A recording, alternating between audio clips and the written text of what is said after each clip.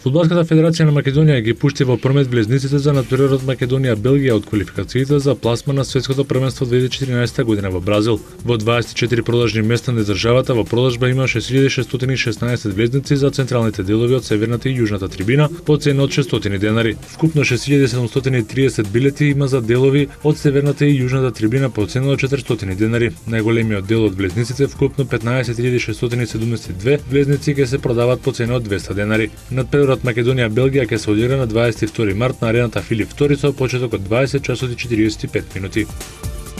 Кирил Лазаров го очекува бурен период во Атлетико Мадрид откако се полосни согласините дека овој тим ќе го намалува буџетот за секоја следна сезона. Атлетико минатата година беше вице-шампион на Европа, го освои второто место во Асобал лигата, но потоа им беше дозволено да се заминат на неколку стандардни ракометари со што играта на црвено-белите сериозно опадна. Битката за титулата во Асобал е веќе загубена, додека во групата во Лигата на шампионите со многу мака стигнаа до третото место. Од клубот замина и досегашниот директор Луис Мигел Лопес, кој негираше дека клубот би можел да доживее банкрот, но потврди дека тимот во следната сезона ќе биде уште послаб во однос на сегашниот. Лазаров смета дека во криза се сите клубови од Шпанија, но гарантира дека овој клуб нема да исчезне од ракометната мапа. Лазаров минатата сезона потпиша 2-годишен договор со тимот на Атлетико Мадрид со важност до јуни 2014 година. Најновата ситуација ќе наложи тој или да се согласи на намалување на платата или пак да се замине од клубот.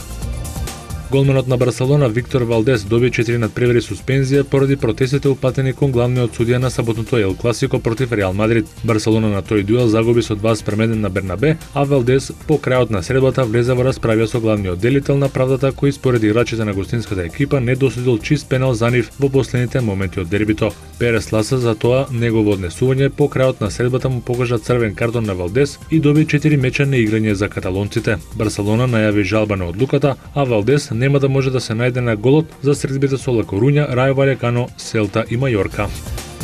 Калчо лигашот Рома сака на посебен начин да му изрази благодарност на својот сегашен капитен Франческо Тоти со тоа што новиот стадион да го носи неговото име. Во својот нов дом Рома би требало да се всели во 2016 година, а едно од можните имиња на новиот стадион е Франческо Тоти. Актуелниот капитен и лидер на тимот целата кариера ја помина во Рома и тука ќе ја заврши. Најдобриот играч во историјата на овој клуб дебитираше во далечната 93 година. Во серија А Тоти настапи на 525 надпревари, постигнувајќи 225 погодоци со што е на второто место на табелата на најдобрите стрелци во историјата на италијанското фудбалско првенство, заедно со швеѓанецот Гунар Нордал.